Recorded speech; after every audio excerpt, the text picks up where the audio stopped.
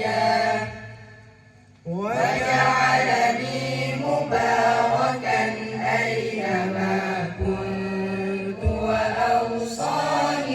بالصلاة والزكاة ما دمت حيا وبرا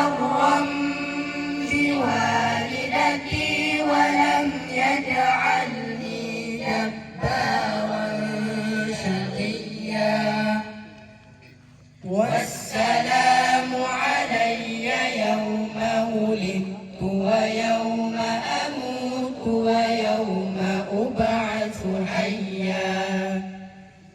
ذلك عيسى بن مريم